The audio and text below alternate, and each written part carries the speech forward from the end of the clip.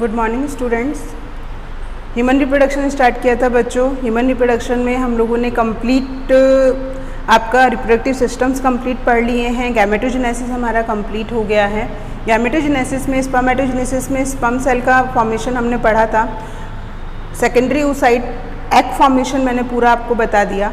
But जो oogenesis जिस particular cycle में कंप्लीट हो रहा है उसको मैं बताऊंगी आपको। oogenesis नहीं बोलूँगी, आफ्टर द प्यूबर्टी जिस कंप्लीट साइकिल में वो कंप्लीट हो रहा है उसको अपन क्या बोल रहे हैं, मेस्ट्रस साइकिल नाम दे रहे हैं। मैंने वहाँ आप लोग को बताया था कि oogenesis में क्या हो रहा है, फीमेल्स की बर्थ से पहले क्या होता है, जितनी भी आपकी क्या बननी होती हैं, प्राइमरी फॉलिकल्स बननी होती हैं, वो सारी की सारी बन जाती हैं। उसमें जो प्राइमरी oocyte होता है आपका वो कौन सी स्टेज में आके रुक जाता है, मियोसिस की प्रोफेज 1 स्टेज में आके रुक जाता है। उसके चारों तरफ ग्रैनुलोसर सेल्स आके लगती हैं और वो जो प्राइमरी oocyte होता है वो प्राइमरी oocyte विद आपकी ग्रैनुलोसर सेल क्या कहला रही हैं, प्राइमरी फॉलिकल्स कहलाती हैं। और वो आपकी वैसी की वैसी रहती हैं, मिलियंस बनती हैं। बट जब वो प्यूबर्टी तक पहुंचता है ओनली 60,000 to 80,000 तक हमारे पास प्राइमरी फॉलिकल्स रहती हैं। ये प्राइमरी फॉलिकल्स जो होती हैं हर मंथ क्या होती हैं, डेवलप्ड होती हैं, मैच्योर होती हैं। तो जिस प्रोसेस के थ्रू वो मैच्योर हो रही हैं, हर month only 1 primary follicle mature होती है। और जिस प्रोसेस के थ्रू वो मैच्योर हो रही है, this process is known as menstrual cycle. इस प्रोसेस को हम क्या नाम दे रहे हैं, मेस्ट्रस साइकिल कह रहे हैं। What is menstrual cycle? The rhythmic series of change that occur in reproductive organ of female primates. Female primates के रिप्रोडक्टिव ऑर्गन में जो चेंजेज आते हैं, ओवरी में जो चेंजेज आ रहे हैं, यूट्रस में जो चेंजेस आ रहे हैं, उसका कंप्लीट रिदमिक सीरीज को हम क्या कहते हैं, मेस्ट्रस साइकिल कहते हैं। किस में होती है वो? फीमेल प्राइमेट्स में होती है, monkey, Apis, human beings. Clear? ये मैंने अभी बोला कि 1 मंथ में रिपीट हो रही है, यानी 28 और 29 डेज लगभग लगते हैं एक साइकिल को कंप्लीट होने में। जब वो स्टार्ट होती है, first appearance of the menstruation at puberty is called menarche. उसको अपन क्या बोलते हैं, मेनार्च। जब स्टार्टिंग होती है उसको मेनार्च बोल रहे हैं। अब हम बात करते हैं इसकी साइकिल की। तो इसमें मेनली 4 फेजेज मैं आपको बताऊंगी बच्चों। वो कौन सी हैं 4 phases? Menstruation, follicle phase, ovulation. ठीक है, ये आपकी फेजेज रहेंगी यहाँ पे। मैस्टुरेशन, फॉलिकल फेज, ओव्यूलेशन, ठीक है। एंड लास्ट फेज जो होती है उसको बोल रहे हैं अपन ल्यूटियल फेज। उस फेज का क्या नाम है? ल्यूटियल फेज नाम है। क्लियर? तो ये 4 फेजेज हैं। इन 4 फेजेज में आपके किस तरीके से ओवरी में डेवलपमेंट हो रहा है, यूट्रस में क्या चेंजेज आ रहे हैं, और कौन कौन से हार्मोन जो हैं जो कि में जो चेंजेज हो रहे हैं, वो सारी चीज़ें अपन लोग किस में पढ़ते हैं, अपन मेस्ट्रस साइकिल में पढ़ते हैं। मैंने आप लोग को बताया कि लगभग इसमें कितने डेज लग रहे हैं, 28 to 29 डेज लग रहे हैं। ठीक है। फर्स्ट मैं बात करती हूँ मैस्टुरेशन। मैस्टुरेशन में क्या हो रहा है, आपके मेंसेस भी बोलते हैं इसे अपन। इस समय क्या रहता है, इस समय क्योंकि किसका डेवलपमेंट नहीं हो पाया है, क्योंकि आपका फर्टिलाइजेशन नहीं हो पाया। तो फर्टिलाइजेशन नहीं होने से जो एंडोमेट्रियम की वॉल का डेवलपमेंट हुआ, वो वॉल जो होती है वहाँ से खिंचती है। उसके खिंचने से वहाँ पे जो ब्लड वेसल्स होती हैं वो ब्रस्ट हो जाती हैं। तो ब्लड विथ जो आपका क्या बोलूँगी मैं यहाँ पे, जो सेकेंडरी oocyte आया था, सेकेंडरी oocyte में फर्टिलाइजेशन नहीं हुआ था, वो मिल्की जो होता है वेजाइना के थ्रू बाहर निकलते हैं। उसमें लगभग कितना टाइम लगता है, 1 to 7 डेज लगते हैं। ठीक है। देयर आफ्टर आपके आफ्टर 7 डेज जो प्राइमरी फॉलिकल होती है अगेन वो डेवलप होना स्टार्ट हो जाती है। ठीक है, जिसको अपन क्या बोल रहे हैं, फॉलिक्यूलर फेज। लास्ट मैंने आप लोग को जो समझाया था लेक्चर में, oogenesis पढ़ाया था, वहाँ मैंने बताया था आपको कि प्राइमरी फॉलिकल सेकेंडरी फॉलिकल में कन्वर्ट हो रही है। सेकेंडरी जो है वो टर्सरी में, टर्सरी ग्राफियन फॉलिकल में, और ग्राफियन फॉलिकल जो होती है वो यहाँ से क्या होता है, ओवरी से ओव्यूलेशन होता है उसका। तो ग्राफियन फॉलिकल या मैच्योर फॉलिकल भी उसको अपन नाम दे रहे हैं। ठीक है। तो इसमें लगभग कितना टाइम लगता है बच्चों, 7 to 15 डेज लग रहे हैं। तो यहाँ पे तो क्या होता है, ग्राफियन फॉलिकल बनती है। यदि बट मैं यूट्रस की बात करूँ तो यूट्रस की वॉल भी क्या होती है, क्योंकि अगर फर्टिलाइजेशन हो जाएगा तो फर्टिलाइजेशन होने के कारण वहाँ पे क्या होता है, अभी मैं नेक्स्ट आपको यही समझाऊंगी, वहाँ पे आके आपका ना जो बेबी है उससे नरिशमेंट मिलता है। तो एंडोमेट्रियम की वॉल भी जो होती है अपने आप को उस अकॉर्डिंग प्रिपेयर करती है, तो उसकी वॉल भी धीरे धीरे देखो थिक होती चली जा रही है।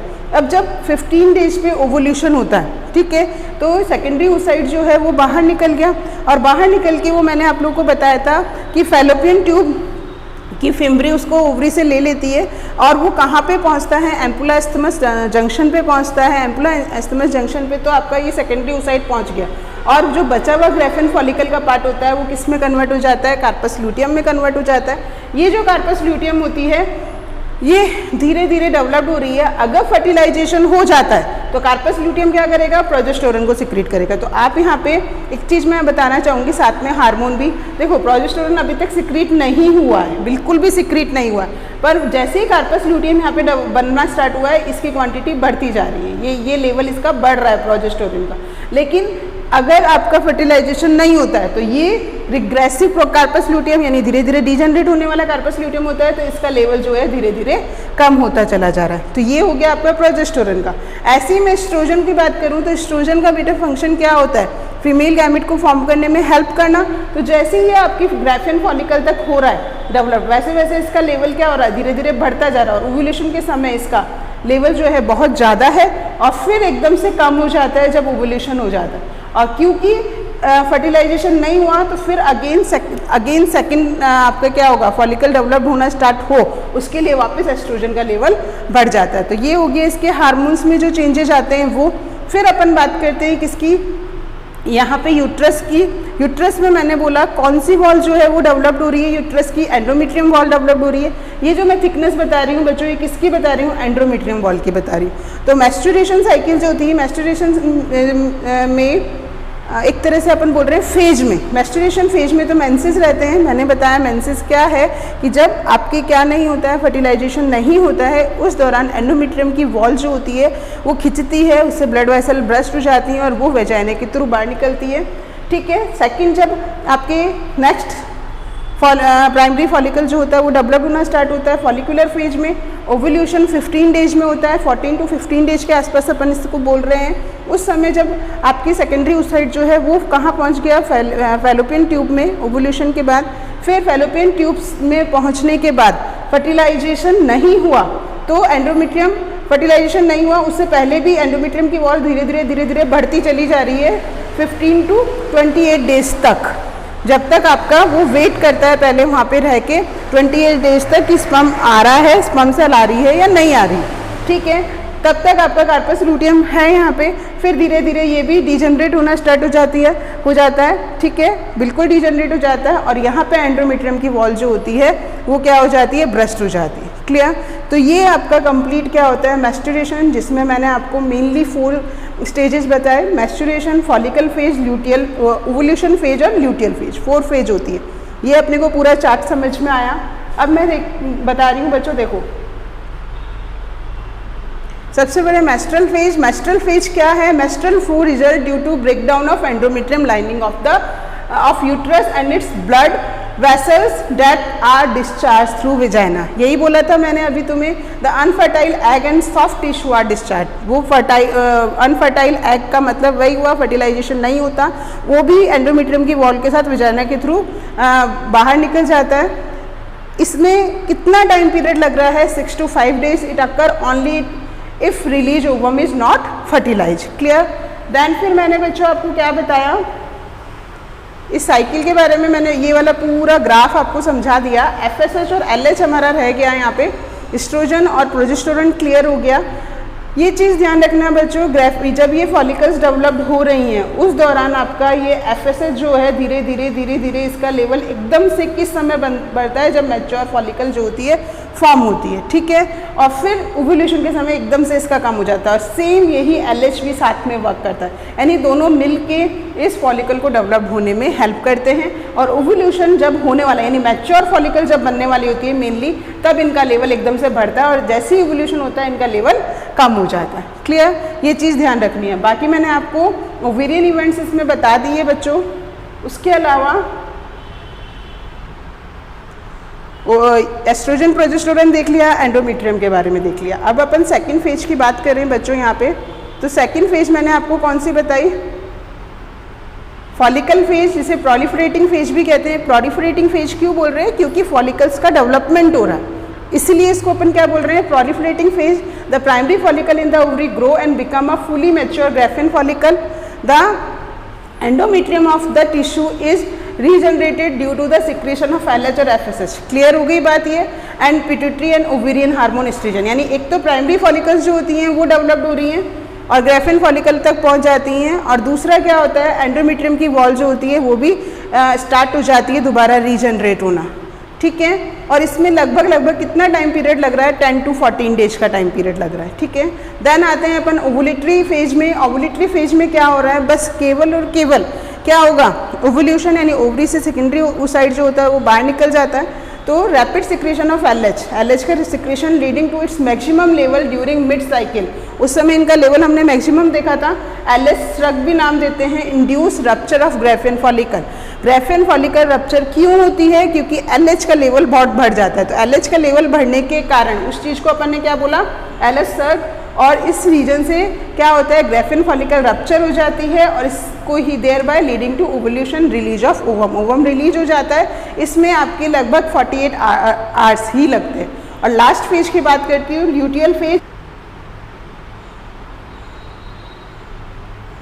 ल्यूटियल फेज की बात करते हैं बच्चों, in this phase the rupture follicle change into corpus luteum. ये बोला था मैंने कि रप्चर जो फेज जितना भी बचता है ग्रेफिन फॉलिकल का पार्ट वो कार्पस ल्यूटियम में चेंज हो जाता है in the ovary and it become secrete to hormone progesterone. मैंने कहा था उस जगह पे प्रोजेस्टेरोन का लेवल बढ़ जाता है which is essential for maintaining of endometrium. The endometrium thickness बढ़ती जाती है अभी further and there gland secrete a fluid into uterus.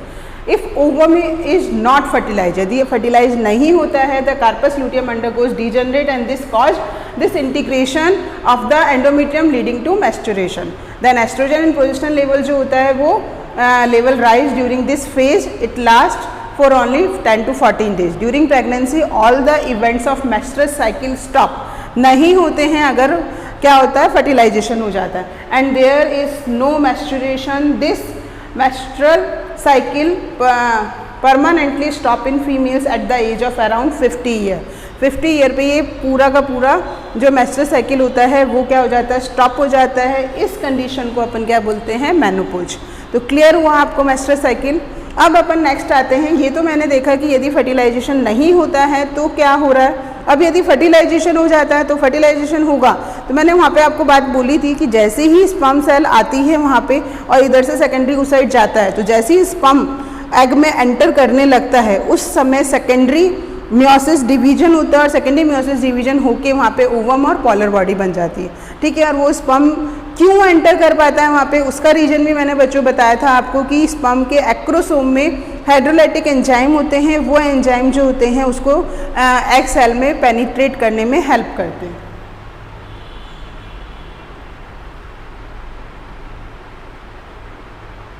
ठीक है,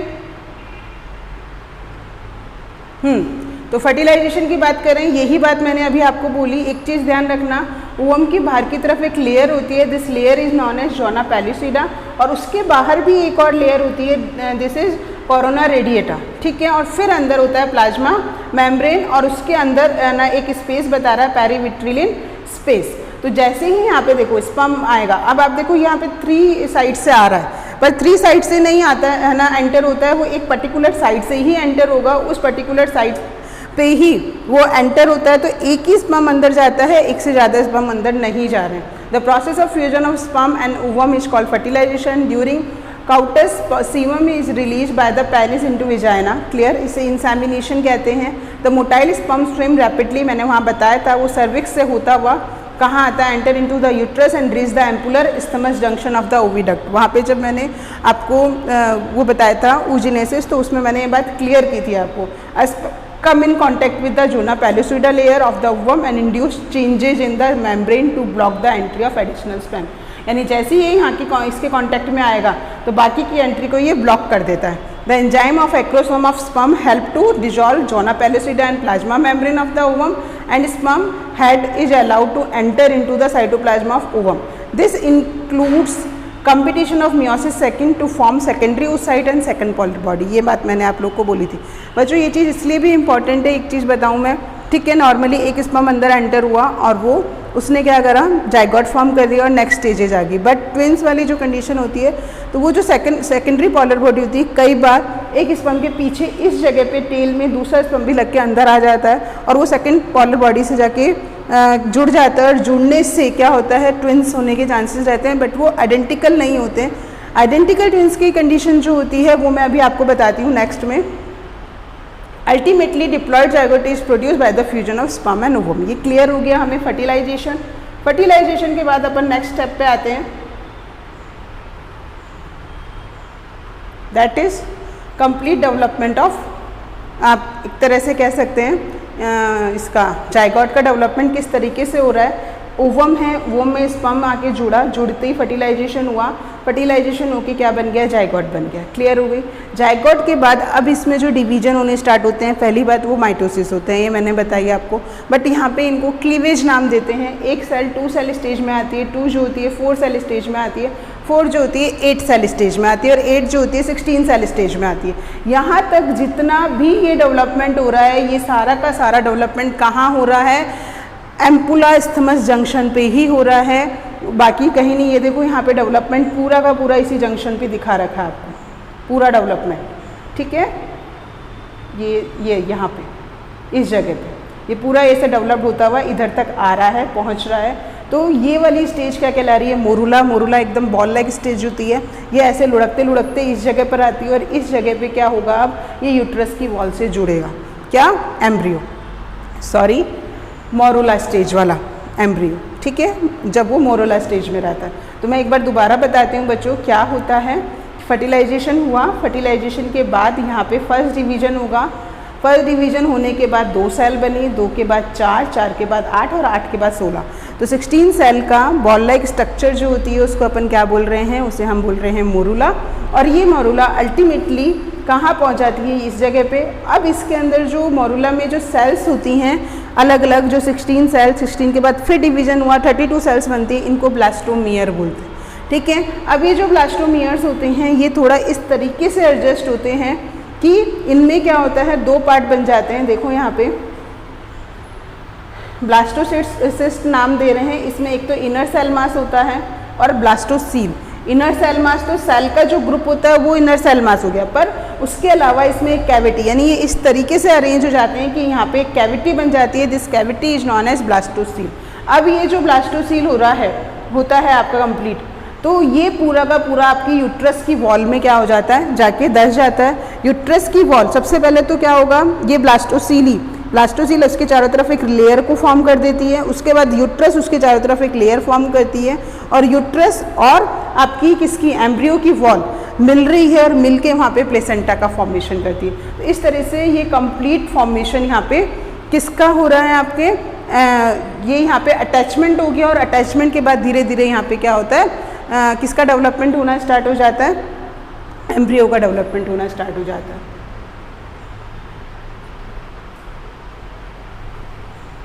नेक्स्ट स्टेप जो हमने इम्प्लांटेशन, जो मैंने अभी आपको बताया, zygote divide rapidly by mitotic division as it move through isthmus of oviduct toward uterus. This is called cleavage. As a result, 2, 4, 8, 16 daughter cells are produced, which are termed as blastomeres. Embryo with 8 to 16 blastomeres is called a morula. The morula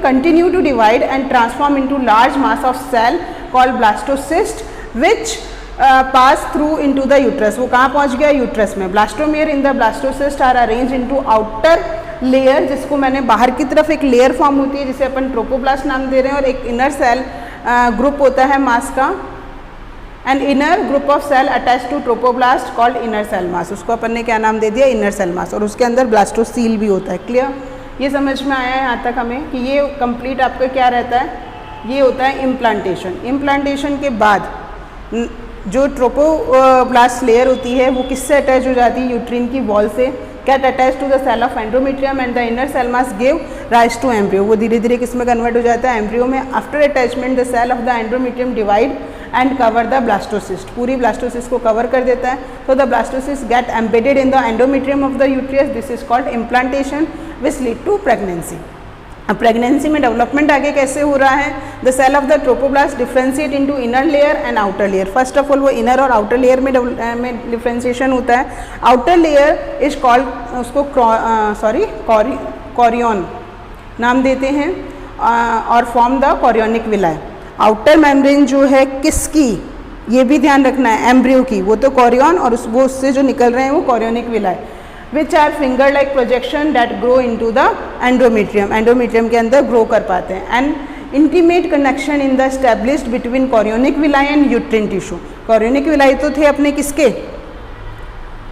embryo के, ठीक है, और uterine tissue जो हैं आपके uterine tissue, इनको अपन बोल रहे हैं क्रॉनिक विलाई।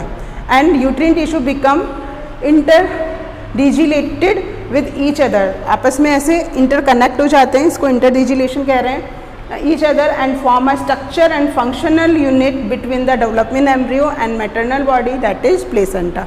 क्लियर हुआ? मैंने आप लोग को बताया कि जैसे यहाँ पे यूट्रस की वॉल है, यूट्रस की वॉल में जैसे ही वो अंदर जा रहा है, सबसे पहले बाहर की तरफ तो ट्रोपोप्लास्ट लेयर बनी और उसके अंदर की तरफ इनर सेल मास बना।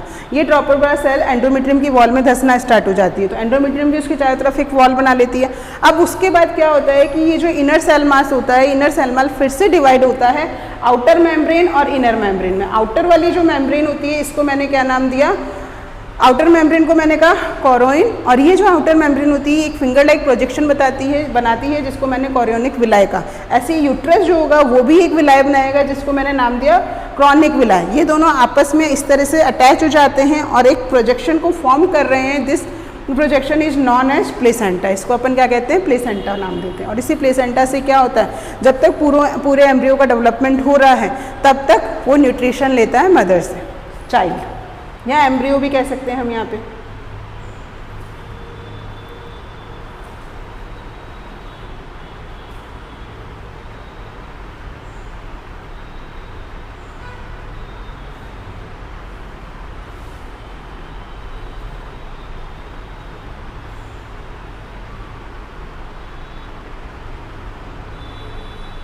अब आते हैं अपन प्लेसेंटा का फंक्शन। अभी मैंने आप लोगों को बताया न्यूट्रिशन ले रहा है, वो ऑक्सीजन ले रहा है, और जितनी भी उसके वेस्ट मटेरियल बन रहे हैं एम्ब्रियो में और कार्बन डाइऑक्साइड बन रही है वो भी कहाँ पहुँच जाती है, मदर में पहुँच जाती है। Act as a endocrine tissue and produce several hormone like.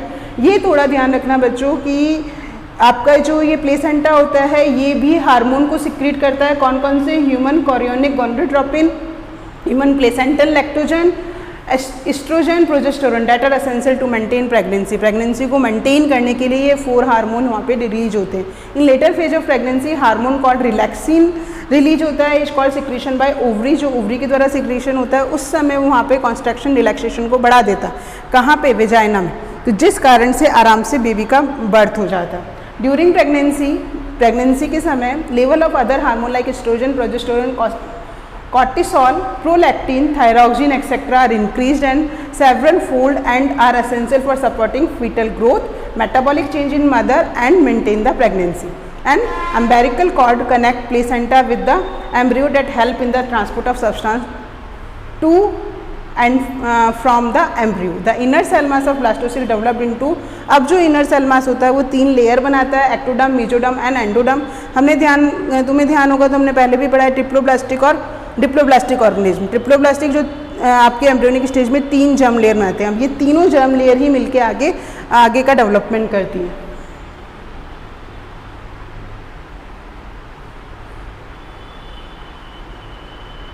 अभी एम्ब्रियो का डेवलपमेंट बता रहा है। एम्बेरिकल कॉर्ड यहाँ पे ये पूरा क्लियर आपको दिख रहा है, ये प्लेसेंटल विलाय दिख रहे हैं, कैविटी ऑफ यूट्रस, योक एक तरह से ये इसका डेवलपमेंट में हेल्प कर रहा है, और ये एम्ब्रियो का डेवलपमेंट हो गया है यहाँ पे।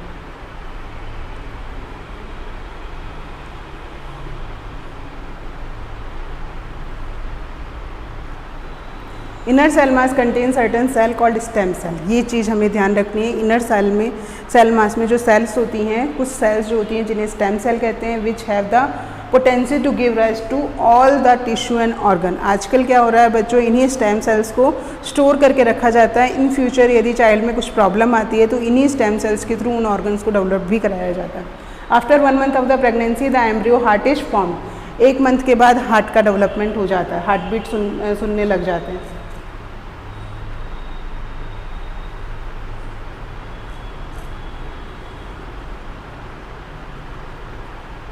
ठीक है। By the end of the 2nd month of pregnancy the foetus develop limb and digits. By the end of the 3rd month limbs and digits का मतलब समझ में आ रहा है, यही 4 लिम्स और हाइंड लिम्ब, इनमें ये डिजिट्स होते हैं। ये वाली चीज़ें जो होती हैं ये डिजिट्स होती हैं, इस तरह के ये डिजिट्स हैं, इनका डेवलपमेंट होना स्टार्ट हो जाता है। उसके अलावा आपके by the end of the third month digits में आप third month the organ system अलग अलग रेस्पिरेटरी डाइजेस्टिव सिस्टम ये डेवलप होने लग जाते हैं। Appearance of hair on the head and foetus movement is observe during 5th month. After 6 month the body is covered with fine hair. 6 month की ending में hairs आने स्टार्ट हो जाते हैं, आईलिड आने स्टार्ट हो जाती है। डिजिट्स कई बार इनको भी बोल रहे हैं, जैसे आईज दिखने लगी, नोज दिखने लगी, माउथ बनने लगा, ये भी डिजिट्स में काउंट होता है।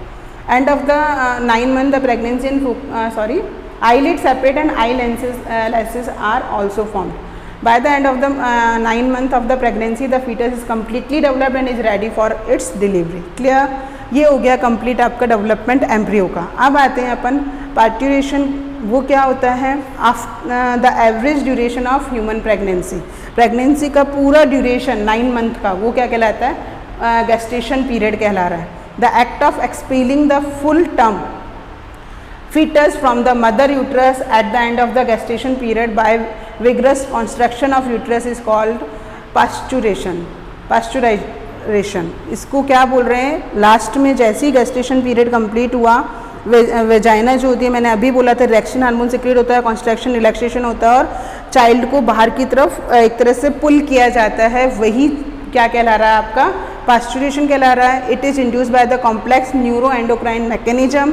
पास्चुरेशन signal originate from the full developing foetus and the placenta, ठीक है, which induce mild uterine construction called foetal injection reflex. This trigger the release of oxytocin from the maternal pituitary. अब यहाँ पे oxytocin का secretion होता है, relaxation और oxytocin work करते हैं। Oxytocin induce strong uterine muscles construction which in turn stimulate further secretion of oxytocin and stimulate reflex between contraction।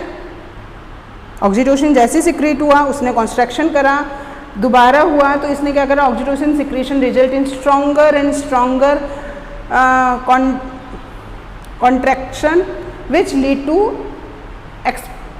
Explosion of baby out of uterus through birth canal. बात समझ में आई? Oxytocin ने exactly करा क्या? उसने construction धीरे धीरे बढ़ाता चला गया, जिससे लास्ट में क्या होता है? बाहर बेबी जो होता है वो बाहर का बर्थ हो जाता है। क्लियर? बर्थ ऐसी बेबी का बर्थ हो जाता है, ठीक है। बर्थ के बाद आपके लैक्टेशन पीरियड स्टार्ट हो जाता है। Mammary gland of female undergoes differentiate and start producing milk at the end of the pregnancy. This is called lactation. This help the mother in feeding the new born baby. First जो milk होता है उसे colostrum बोलते हैं। बहुत ज़्यादा बच्चे के लिए यूजफुल होता है क्योंकि इसमें बहुत सारे एंटीबॉडीज होते हैं। The milk that come out of mammary gland during initial days of lactation is called colostrum. It contains several antibody and nutrients for the baby. It provide passive immunity to the baby. Thus, breastfeeding is recommended by doctor for bringing up a healthy baby. Clear? तो ये chapter यहाँ आपका clear ख़त्म हो चुका है।